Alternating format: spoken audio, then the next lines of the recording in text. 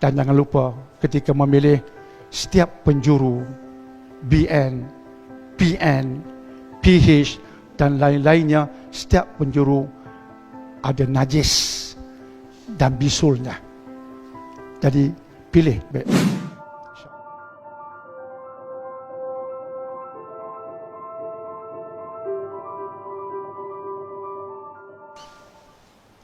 Soalan pertama petang ini, saya nak minta izin membaca soalan pertama pada petang ini. Minta izin dari cikgu, Kak Fifah sebagainya, sabar dengan saya. Soalan pertama pada petang ini dari seorang anak muda yang akan mengundi.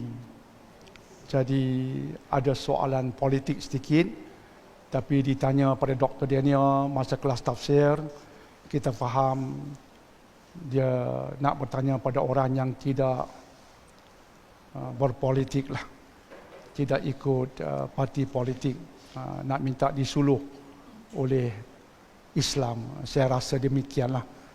Jadi izinkan saya menjawab soalan ini. Semoga dia membantu orang-orang muda lain yang baru nak mengundi untuk mempunyai neraca yang betul, insya-Allah. Dan saya takkan parafrasa soalan, saya akan baca terus bunyi soalan anak muda ini. Assalamualaikum Dr. Daniel. Waalaikumsalam. Saya anak muda yang pertama kalinya akan mengundi pada pilihan raya kali ini. Izinkan saya bertanya soalan yang agak sensitif. Saya nak mengundi calon di tempat saya, iaitu calon PKR. Bolehkah saya mengundinya? Sepanjang saya mendengar ceramah doktor, saya tidak boleh mengundinya. Adakah benar?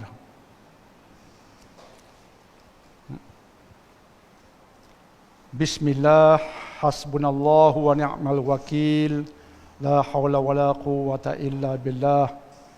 Dr. Daniel menjawab soalan ini biiznillah pada tanggal 23 Oktober 2022. Untuk adik ataupun anak-anak yang bakal mengundi, sama ada mereka itu para pelajar kolej, universiti dan seumpamanya, dan juga secara umumnya kepada tuan-tuan dan puan-puan yang dihormati lagi dimuliakan. Pertama sekali, wahai anak muda, Dr. Daniel nak mengatakan bahawa negara Malaysia yang tercinta ini sedang sakit. Negara kita sedang sakit dan memerlukan bantuan kita untuk merawatnya. Memerlukan bantuan kita untuk menghilangkan sakit derita negara Malaysia ini. Antara sakitnya berkaitan dengan isu 1MDB, berkaitan dengan isu SRC International, berkaitan dengan isu kapal tempur pesisir LCS, berkaitan dengan isu rasuah projek solar hibrid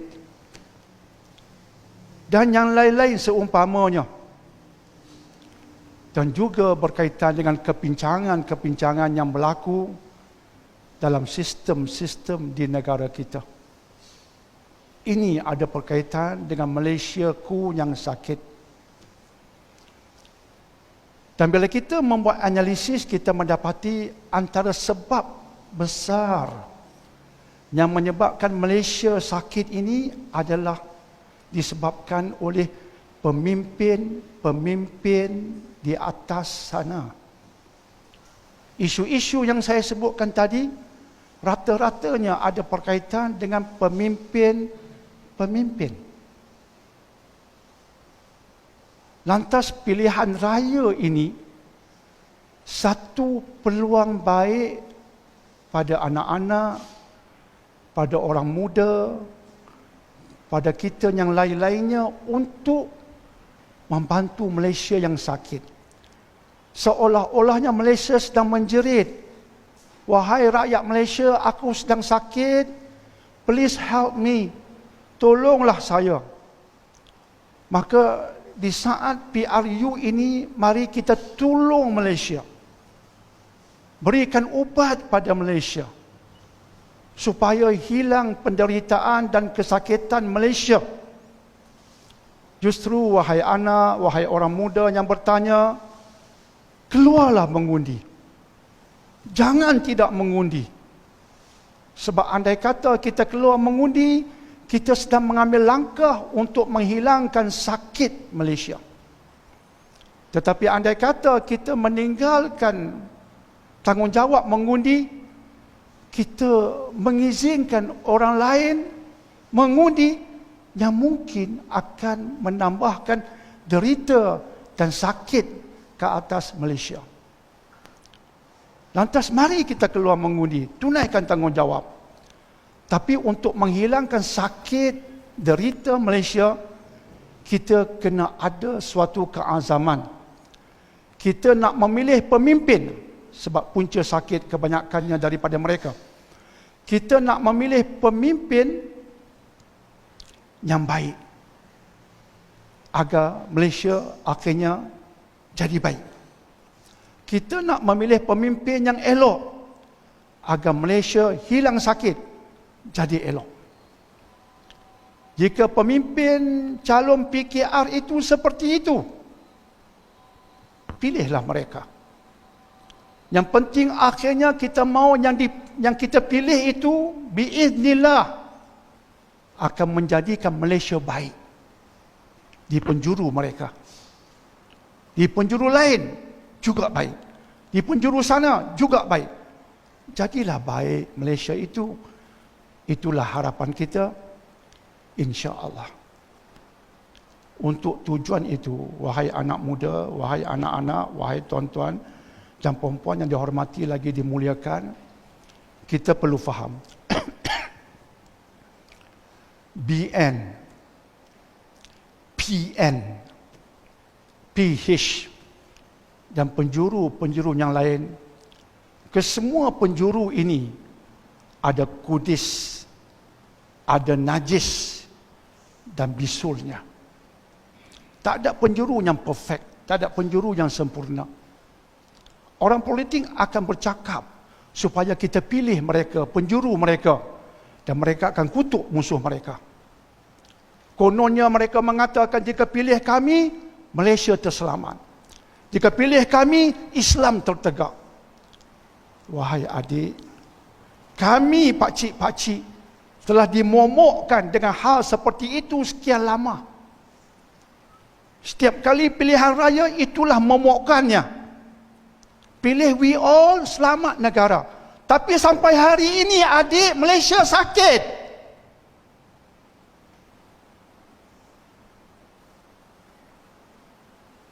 Sebab itu momokkan orang politik, kita kena kritikal dengannya.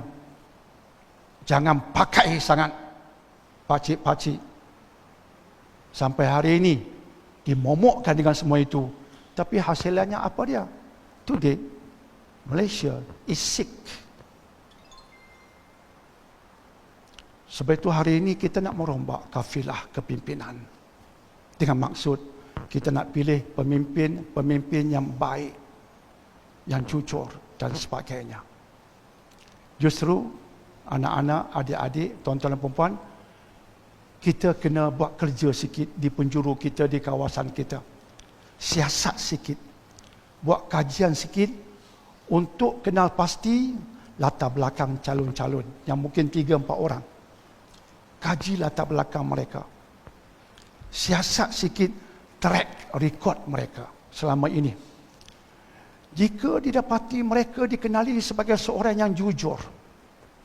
Kita ceritakan tadi tentang Nabi Muhammad SAW.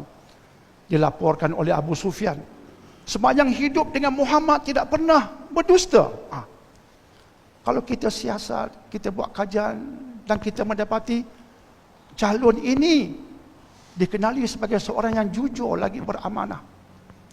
Tidak terjebak dengan rasuah.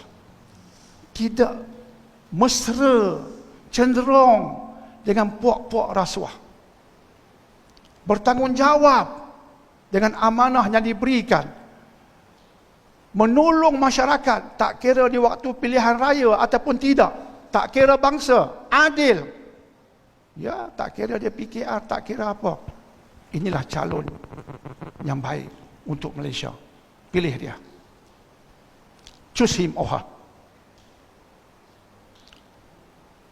Tapi andai kata dia perasuah, dia bermesra, cenderung dengan orang rasuah, tak kisah sangat dengan rasuah, tak jujur selama ini, singkirkan dia.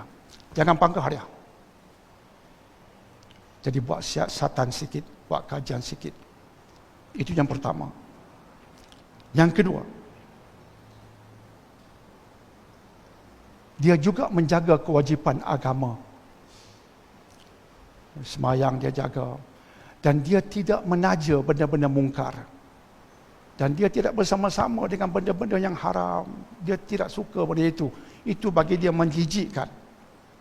Maka insya-Allah, jika calon di tempat adik seperti itu, pilihlah mereka insya-Allah. Pilihlah dia. Insya-Allah. Dan bila saya bercakap ini, wahai adik, untuk diri saya sendiri, kadang-kadang saya mendapati keadaan yang mungkin agak terdesak dengan non-muslimnya di sana sini. Ketika itu, guna kaedah dalam agama. Pilih yang paling ringan mudaratnya. Dari yang ada ini, pilih yang terbaik. Tapi nampaknya sana sini pun nampak tidak baik. Maka pilih yang ringan mudaratnya.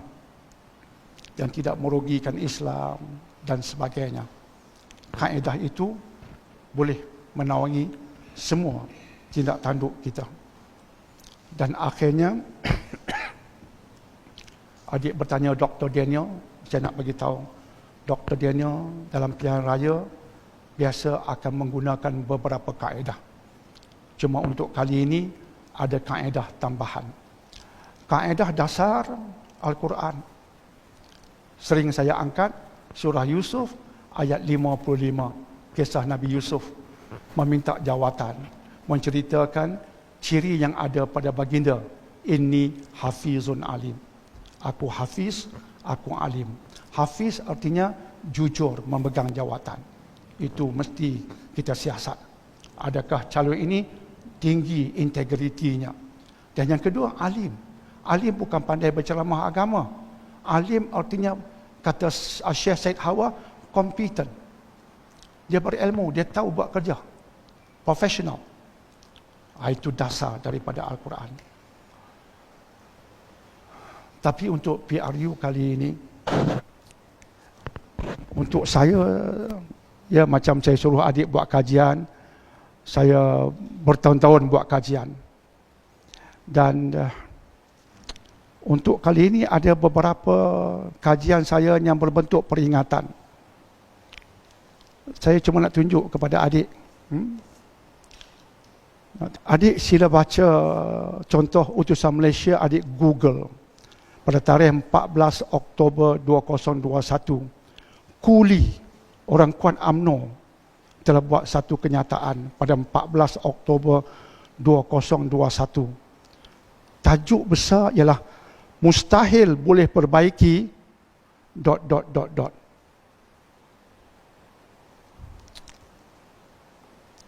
Mustahil boleh perbaiki ... itu tentang sebuah parti Melayu terbesar di Malaysia. Mustahil boleh perbaiki ...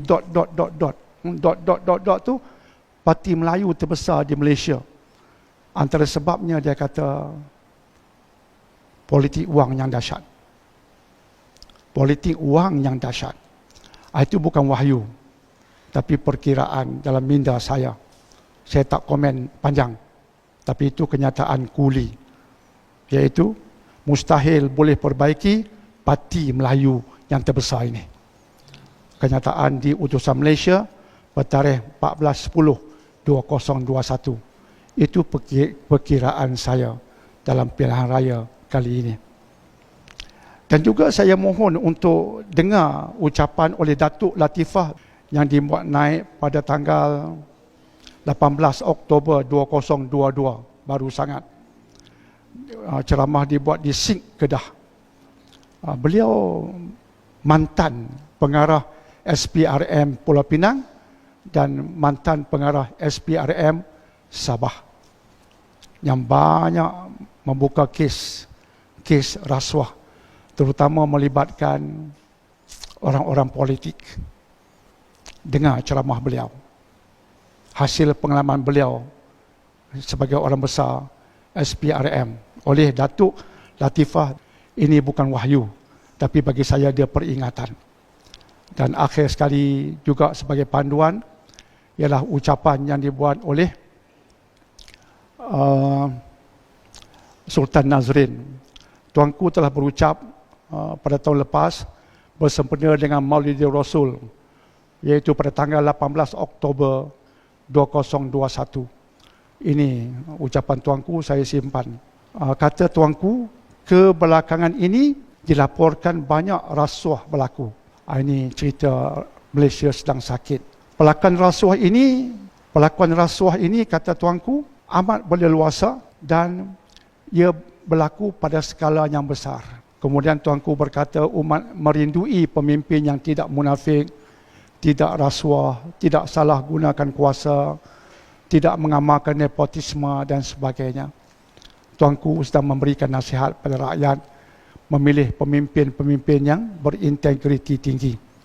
Ucapan tuanku memberi peringatan juga pada Dr. Daniel. Jadi pendek kata, adik bertanya, calon PKR di tempat adik bolehkah dipilih?